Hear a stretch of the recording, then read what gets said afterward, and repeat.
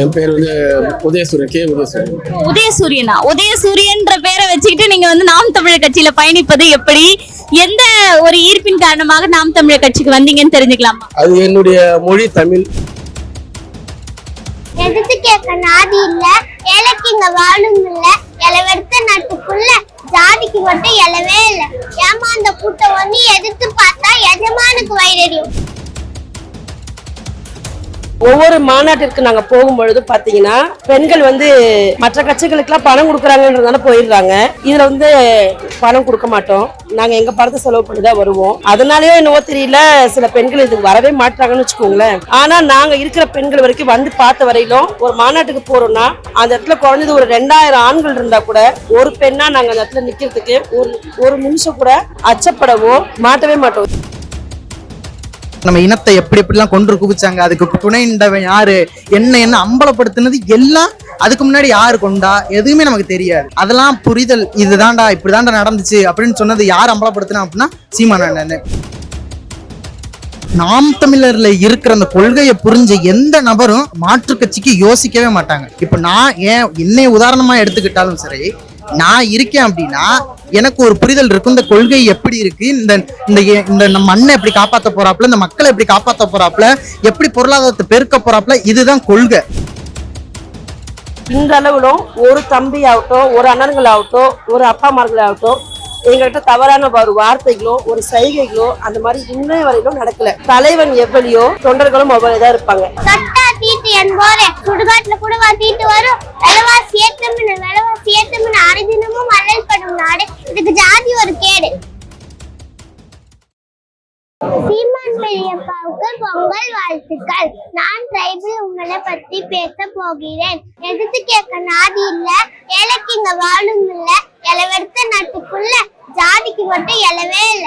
ஏமா அந்த கூட்டம் வந்து எதிர்த்து பார்த்தா எஜமானுக்கு வயிறறியும். காதல் கீதல் பண்ணா புடிச்ச கூட சேர்ந்தறியும். சாக்கடையில் இறங்குவதற்கும் மலைக்குள்ளையில் மாய்வதற்கும் சேரி சனம் இருக்குதுன்னே சாதி சனம் இருக்குதுங்க. எல்லோரும் சமம் என எழுதி வச்ச சட்டமெல்லாம் போனதுங்க. தலைவர்கள்லாம் திடீர்னு தொடப்பு தூக்கி வருவாங்க. உதவிதமா எங்க கூட போட்டோ நாள் குடிப்பாங்க. குடிக்க நான் தண்ணி கேட்டா கொள்ளையில தான் கொடுப்பாங்க. குடி தண்ணி தொட்டியில் கூட 10,000 ரூபாய் கலப்பாங்க. கெடா வெட்டி பூஜை போட்டு தீமிழிக்கும் திருவிழால ஊரே குடித்தேன் இருக்கும். என்ன மட்டும் ஒதுக்கி வைக்கும். பந்தல் போட நான் வேணும், பந்திக்கு வரக்கூடாதா? நாகரிகம் இல்லைன்னு மக்கள் என்னைகளும் சாக்கடையில் இறங்கி வந்தா சந்தனமா கம்மலும் மாட்டடிச்சா பாம்புன்னு கோவம் பண்ணும் ஊரு. என்ன பண்ணா கூட கவர்மெண்ட் பெருமை பேசும் பாரு. வாழும்போது வழியில செத்தும் சங்கடம் தீரவில்ல. தொட்டா தீட்டு என்போரே சுடுகாட்டுல கூட தீட்டு வரும். விலைவாசி ஏற்றம்னு அரிதினமும் அல்லல்படும் நாடு, இதுக்கு ஜாதி ஒரு கேடு. வணக்கம்க்கா, உங்க பேர் என்ன தெரிஞ்சுக்கலாமா? கோட்டீஸ்வரிப்பா. எதற்காக தமிழ் தேசிய அரசியலின் மீது உங்களுக்கு ஒரு ஈர்ப்பு வந்தது? காரணம் மேதகு வழியில வந்தீங்களா, இல்ல சீமான் அவர்களின் பேச்சின் மூலம் ஈர்க்கப்பட்டீங்களா? எப்படி பார்க்கலாம்? தலைவர் ரொம்ப பிடிக்கும், அதனால தமிழ் தேசியத்தை பிடிக்கும். தமிழ் தேசியம் தேடும் போது இங்க வந்து தமிழ் தேசிய அரசியல் யாரும் சரியா பண்ணல, அண்ணன் செந்தமிழ் சீமான் தவிர. அதனால அண்ணன் வழியில போலான்னு அண்ணன் பின்னாடி வந்துட்டோம். எத்தனை வருட காலமா நீங்க கட்சியில பயணிக்கிறீங்க? இதற்கு முன்னாடி நீங்க ஆதரிச்ச கட்சினா அது என்னவா இருக்கும்? இந்த கட்சியில இணைஞ்சு 8 வருஷம் ஆகுது. அதுக்கு முன்னாடினா வந்து ஜெயலலிதா அம்மா பிடிக்கும். ஏன்னா ஒரு பெண் வந்து ஒரு நாட்டையே ஆள்றாங்க அப்படின்ற ஒரு ஆசை, அது அவங்க அரசியல் பிடிச்சதுனால இல்ல, ஒரு ஆசைனால அவங்களுக்கு ஓட்டு போட்டோம். அதுக்கப்புறம் நமக்குன்னு ஒரு பகுத்தறிவு இருக்கும் இல்லையா, இவங்க பின்னாடிதான் போகணும், இதுதான் சரியான பாதை, இதுதான் கொள்கை அப்படின்றது. கொள்கை கோட்பாடுன்னு பார்க்கும்போது நாம் தமிழர் கட்சி தான். உங்க குடும்பமே வந்து தமிழ் தேசிய அரசியல்ல தான் இருக்கீங்களா? உங்களை சுற்றியுள்ள உறவினர்கள் எல்லாரையும் மாத்திக்கிட்டு இருக்கீங்களா இந்த அரசியலை நோக்கிய பயணத்திற்கு? அதாவது எங்க குடும்பத்துல நிறைய பேர் இருக்காங்க, சில பேர் வேற வேற இடத்துலயும் இருக்காங்க. மாத்திக்கிட்டே தான் இருக்கோம். கொஞ்சம் பேரை மாத்திட்டோம், இன்னும் கொஞ்சம் பேர் தானா மாறிடுவாங்க. ஏன்னா இப்ப ரொம்ப மாறி இருப்பாங்கன்னு நினைக்கிறேன். இந்த 5 வருஷம் அரசியலை பார்த்ததுக்கு அப்புறமே நிறையவே கொஞ்சம் தெளிவடைஞ்சிருப்பாங்க. அதனால கண்டிப்பா 2026 நாம் தமிழர் கட்சி தான் வெல்றதுக்கான உறுதியான வாய்ப்பு இருக்குன்றதை நம்புறோம். பெண்களுக்கான சீரழிவுகள், பெண்கள் வந்து முதியவர்கள் இருந்து சிறுவர்கள் வரை எல்லாமே கற்பழிப்புகள் இதெல்லாம் நடக்குது. ஆனா நாம் தமிழர் கட்சி மட்டும் எங்களுடைய கட்சி பெண்களுக்கான கட்சி, பெண்களுக்கு சம உரிமை சம வாய்ப்பு எல்லாத்துலயுமே பெண்களுக்கு முன்னுரிமை இருக்கு அப்படின்றத சொல்றாங்க இல்லையா? இது நீங்க கட்சியில பயணிக்கக்கூடிய ஒரு பெண்ணாக நீங்க எப்படி பார்க்கிறீங்க? எப்படி இருக்கு கட்சியினுடைய இந்த சூழ்நிலை? 100க்கு 200% உண்மை, 200% உண்மை. ஏன்னு கேக்குறீங்கன்னா, ஒவ்வொரு மாநாட்டிற்கு நாங்க போகும்பொழுது பாத்தீங்கன்னா பெண்கள் வந்து மற்ற கட்சிகளுக்கெல்லாம் பணம் கொடுக்குறாங்கன்றதால போயிடுறாங்க. இதுல வந்து பணம் கொடுக்க மாட்டோம், நாங்க எங்க பணத்தை செலவு பண்ணிதான் வருவோம். அதனாலயோ என்னவோ தெரியல, சில பெண்கள் இதுக்கு வரவே மாட்டாங்கன்னு வச்சுக்கோங்களேன். ஆனா நாங்க இருக்கிற பெண்கள் வரைக்கும் வந்து பார்த்த வரையிலும் ஒரு மாநாட்டுக்கு போறோம்னா அந்த இடத்துல குறைஞ்சது ஒரு 2000 ஆண்கள் இருந்தா கூட ஒரு பெண்ணா நாங்க அந்த இடத்துல நிக்கிறதுக்கு ஒரு நிமிஷம் கூட அச்சப்படவோ மாட்டவே மாட்டோம். ஏன்னு கேட்டீங்கன்னா, எங்களை சுத்தி இருக்கிறவங்க எல்லாமே என் அண்ணன், என் தம்பி, என் சித்தப்பா, எங்க பெரியப்பா. அப்படிதான் இன்றளவிலும் 8 வருஷம் ஆகுது நான் இந்த கட்சியில பயணிக்க ஆரம்பிச்சு. இன்றளவிலும் ஒரு தம்பி ஆகட்டும், ஒரு அண்ணன்கள் ஆகட்டும், ஒரு அப்பாமார்கள் ஆகட்டும், எங்கள்கிட்ட தவறான ஒரு வார்த்தைகளோ ஒரு சைகைகளோ அந்த மாதிரி இன்னை வரையிலும் நடக்கல, இனிமேலும் நடக்காது. தலைவன் எவ்வளியோ தொண்டர்களும் அவ்வளவுதான் இருப்பாங்க. எங்க தலைவர் எப்படியோ அப்படிதான் எங்க அண்ணன் வழியில வர நாங்களும் அப்படிதான் இருப்போம், கொள்கை கோட்பாடுகளோட இருப்போம். அதனால பெண்கள் வந்து இங்க ரொம்ப தைரியமா, ரொம்ப சுதந்திரமா, என்ன சொல்றது, ஒரு குடும்பத்துக்குள்ள இருக்க மாதிரி இருக்கும். நாங்க கட்சிக்குள்ள இருக்க மாதிரி எங்களுக்கு ஒரு வித்தியாசமே கிடையாது, ஒரு குடும்பத்துக்குள்ள இருக்க இருக்கும், அப்படிதான் இருக்கும். கண்டிப்பா. இப்போ வந்து பாத்தீங்கன்னா தமிழ்நாட்டுல திராவிட பொங்கல்னு ஒரு சில கட்சிகள் கொண்டாடுறாங்க, நீங்க தமிழர் பொங்கல் கொண்டாடுறீங்க, புதுசா வந்தவங்க தளபதி பொங்கல் கொண்டாடுறாங்க. தமிழ் மக்கள் எந்த பொங்கல் தான் கொண்டாடுறதுன்ற ஒரு கேள்வி இருக்குல்ல. பொங்கல் யாருடைய விழா? தமிழர்களோட விழா. அப்ப தமிழர்கள் தானே கொண்டாடணும், அப்ப தமிழ் பொங்கல் தானே கொண்டாடணும். தை திருநாள் தான் தமிழர்களின் திருநாள். இவர் வந்து சித்திரை தான் வருஷத்துல முதல் நாள்னு மாத்திட்டாரு. இப்ப பொங்கலையே வந்து திராவிட பொங்கலா அவங்க புள்ள மாத்த போறாரு போல இருக்கு. இதுக்கு எத்தனை தலையாட்டி பொம்மைகள் தலையாட்டுறாங்கன்னு எங்களுக்கு தெரியாது. ஆனா நாங்க வந்து கொள்கை தலைவனா கொண்டிருக்கிறவன் அண்ணன் தலைவன். அவரு யாருன்னா தமிழர். எங்க மேதகு ஆகட்டும், எங்க அண்ணன் செந்தமிழன் சீமான் ஆகட்டும், எல்லாமே தமிழ் வழியில வந்தவங்க, தமிழ் மரபை மாறாதவங்க. அவங்க தமிழ் பொங்கல் தான் வைப்பாங்க, திராவிட பொங்கலை உடைப்பாங்க, கண்டிப்பா உடைப்போம். இதுக்காக வந்த தளபதி பொங்கலை அது வந்து நாங்க லிஸ்ட்லயே எடுத்துக்கிறது இல்ல. அவர் சொல்றாரு களத்துல இல்லாத கட்சின்னு. நிறைய வீடியோஸ் பார்த்தாருன்னா அவருக்கே தெரியும் களத்துல யாரு இருக்கா யாரு இல்லைங்கிறது. அதாவது தெரிஞ்சு மோதுறவங்க கிட்ட வந்து பேசலாம், வரலாறே தெரியாதவங்க கிட்ட போய் பேசினா என்ன பண்றது சொல்லுங்க. நாங்களாம் வரலாற்று சுவடுகளை பார்த்து படிச்சு வளர்ந்து வந்த ஒரு கொள்கை தலைவன் கிட்ட இருந்து நாங்க வந்துட்டு இருக்கோம். அப்படி இருக்கும் போது இவங்க எல்லாம் ஒண்ணுமே இல்லைங்க, திரையில நடிச்சுட்டு காசுக்காக பண்ணிட்டு போறவங்க. அவங்க பின்னாடி போய் நிக்கிறவங்க எல்லாம் வந்து நம்ம என்ன சொல்றது? கண்டிப்பா உங்க வீட்லயும் சிறுவர்கள் இருப்பாங்க, இளைஞர்கள் இருப்பாங்க. இப்ப இருக்கக்கூடிய புதிய வாக்காளர்கள் எல்லாமே விஜய்க்கு தான் ஓட்டு போட போறாங்க அப்படின்னு எப்படி கமலஹாசன் வந்தப்போ ஒரு நரேட்டிவ் செட் ஆச்சோ அதே நரேட்டிவ் இப்ப செட் ஆக போகுது. இதனால பின்னடைவு சீமானுக்கு தான் சொல்றாங்க இல்லையா? ஆனா உங்களுக்கு தெரிந்த அந்த வட்டாரங்கள் மூலமா நீங்க பார்க்கக்கூடிய அந்த நிலை எப்படி இருக்கு? இல்ல, அதாவது அண்ணனை பார்த்தவங்க அவரை ரசிக்கிறதா பார்ப்பாங்க, தலைவனா அவரை பார்க்க மாட்டாங்க. அதுல வந்து நாங்க வந்து ரொம்ப தெளிவா இருக்கோம். எங்க அண்ணனை பிடிச்சவங்க, எங்களுடைய கொள்கை கோட்பாடுகளை பிடிச்சவங்க அவர் பின்னாடி போக மாட்டாங்க. அவர் வெறும் ரசிகர் மட்டும்தான், ரசிக்கிறதுக்கு மட்டும்தான் அவரை தவிர அவர் வந்து தலைவனா வரவே முடியாது. இதனால எங்களுக்கு வந்து ஓட்டு பிரியும் அப்படின்ற பெரிய நம்பிக்கை எல்லாம் இல்லை. வணக்கம், என் பெயர் சாமிநாதலிங்கம். நான் பரமக்குடி சட்டமன்ற தொகுதியில மாவட்ட துணை செயலாளராக பணியாற்றிட்டு இருக்கேன். எப்படி வந்து நாம் தமிழர் கட்சிகளுடைய பயணத்தை தொடங்கினீங்க? யாரின் மூலமா ஈர்ப்பு ஏற்பட்டது? சீமான் அவர்களின் வழியில வந்தீங்களா, இல்ல மேற்கு அவர்களின் வழியை பார்த்து இந்த கட்சியில தொடர்ந்தீங்களா? அதாவது நான் நாம் தமிழர் கட்சி எப்பல இருந்து நான் பார்த்துட்டு இருக்கேன் அப்படின்னா, எனக்கு ஒரு விவரம் தெரிஞ்சு, அதாவது ஒரு 6ஆம் வகுப்பு 7ஆம் வகுப்பு படிக்கிற வயதுல இருந்து நான் காணொலியில அண்ணன் வந்து செந்தமிழன் சீமான் வந்து என்ன செழிப்பா இருக்கு ராமநாதபுரம் ஜனங்க அப்படின்ற பேச்சு வந்து எத்தனை வருஷத்துக்கு முன்னாடி இருந்ததுன்னு எனக்கு தெரியல. ஆனா அந்த பேச்சுல இருந்து நான் அவருக்கு அடிமையானதுன்னா அவரோட அரசியல் புரிதல், என்னடா நமக்காண்டி பேசுற அப்படி, ஆமா நான் ராமநாதபுரம் மேல இருந்து பார்த்தா ஒரே பசுமையா தான் தெரியும், கீழே இறங்கி பார்த்தா தான் தெரியும் அது காட்டுக்கருவ முள்ளு. இதை வச்சு நாங்க என்ன பண்ண முடியும்? ஆனா அந்த அவ்வளவு நிலத்தை நாங்க வந்து பயன்படுத்தி எவ்வளவு நெல் சாகுபடி பண்ணலாம், இந்த இந்த நாட்டுல இருக்கிற பஞ்சத்தை ஒழிக்கலாம்னு சொன்னதுல இருந்து நான் அவரை பின்பற்றிக்கிட்டு இருக்கேன்.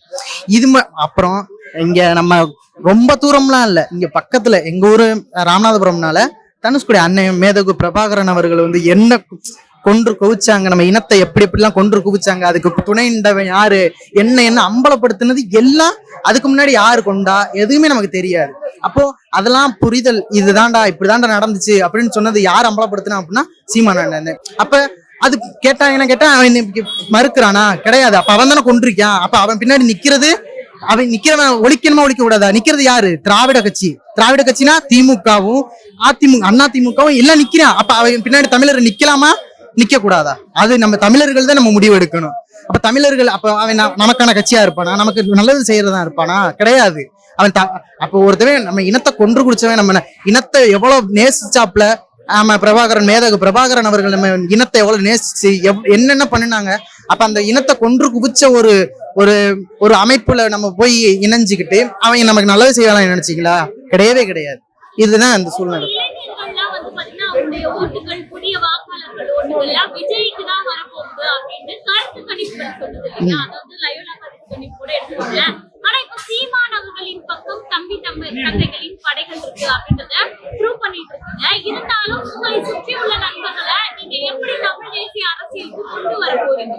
அதாவது இங்க வந்து நாம் தமிழர்ல இருக்கிற அந்த கொள்கையை புரிஞ்ச எந்த நபரும் மாற்று கட்சிக்கு யோசிக்கவே மாட்டாங்க.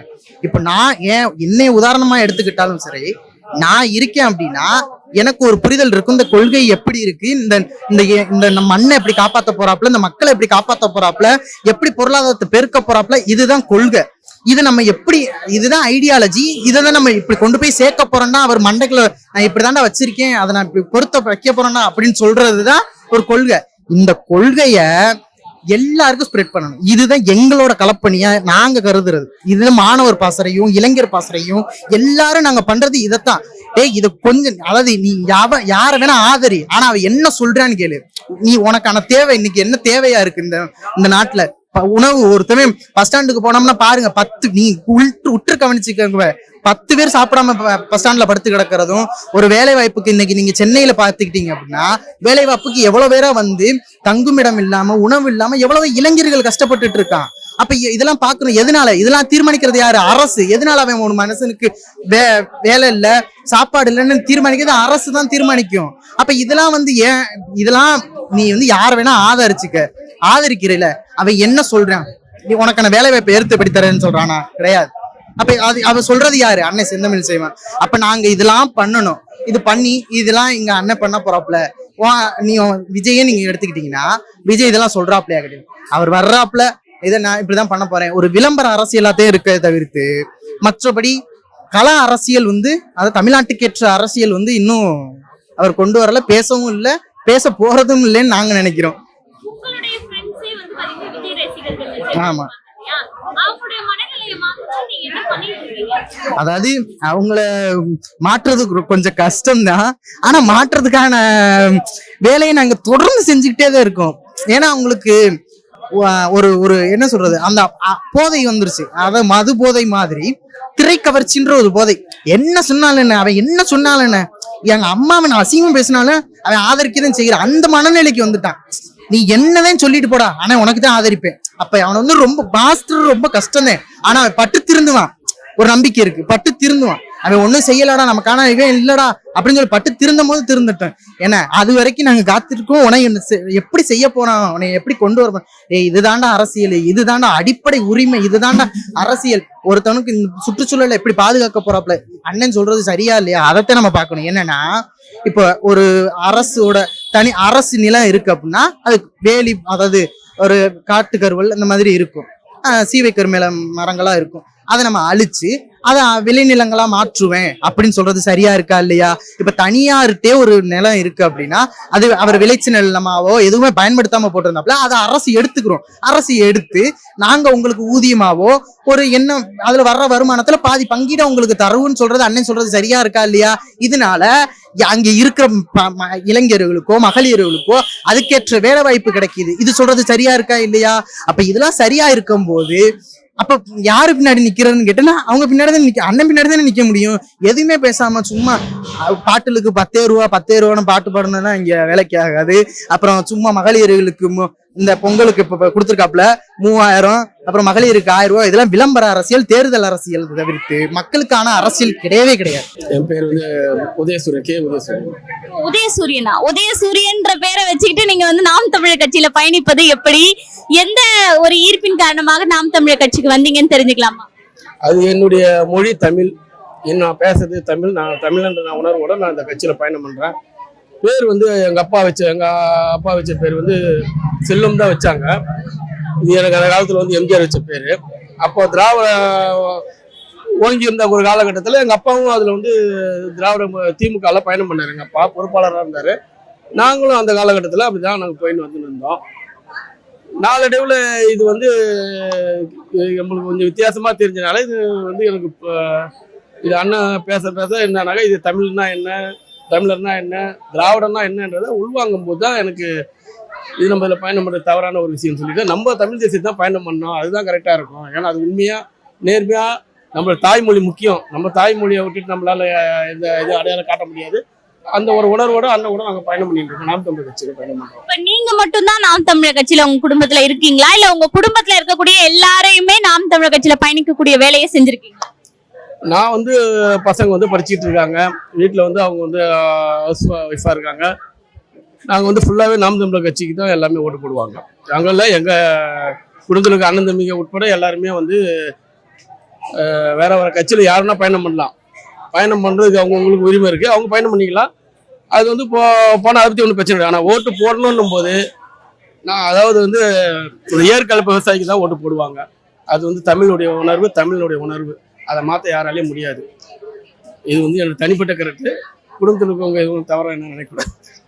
இப்போ வந்து தளபதி பொங்கல்னு ஒண்ணு கொண்டாடுறாங்க. ஒரு பக்கம் புதிதாக வந்தவங்க திராவிட பொங்கல், திராவிட கட்சிகள் கொண்டாடுறாங்க. நீங்க தமிழர் பொங்கல் கொண்டாடுறீங்க.